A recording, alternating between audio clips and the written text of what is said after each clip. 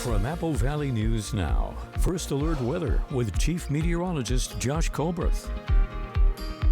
Welcome back to Good Morning Northwest. You can see the cloud layer starting to lower in Pasco. This view coming courtesy of the dust devils. So if this starts to get even a little bit lower, this could turn into some fog within the Tri-Cities. We'll continue to keep tabs on that. But in terms of visibility for this morning, you can see it's tough in portions of the foothills. It's tough in portions of the Yakima Valley, but so far so good in the lower Columbia Basin. But again, we'll continue to track that very closely. And where fog does develop, it could come in the form of some freezing fog. As we're below freezing in the blue foothills, we're right at freezing for most of the lower Columbia Basin. We're also right at freezing for most of the Yakima and Kittitas valleys.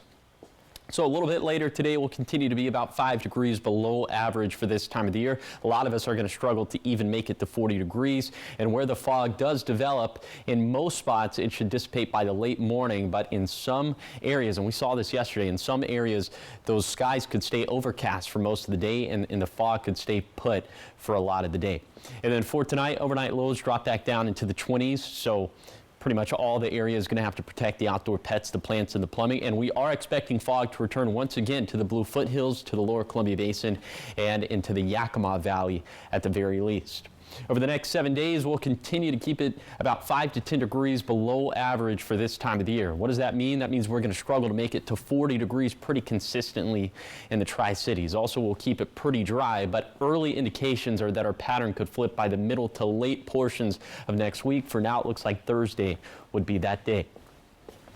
Here's the 7-day forecast for the Tri-Cities. Foggy mornings through Wednesday at least. Otherwise, it'll be a dry and cold forecast. Then in Yakima, our next tangible chance of rain holds off until next Thursday. Cold, dry, and foggy until then. Then in Ellensburg, highs near 40 with partly to mostly cloudy skies through Wednesday. Maybe some rain in the forecast by Thursday. Then for Hermiston, morning fog through Wednesday at least, dry and cold on top of that. And then in Walla Walla, also dealing with mornings of freezing fog through Wednesday morning at least, but maybe a pattern shift by Thursday.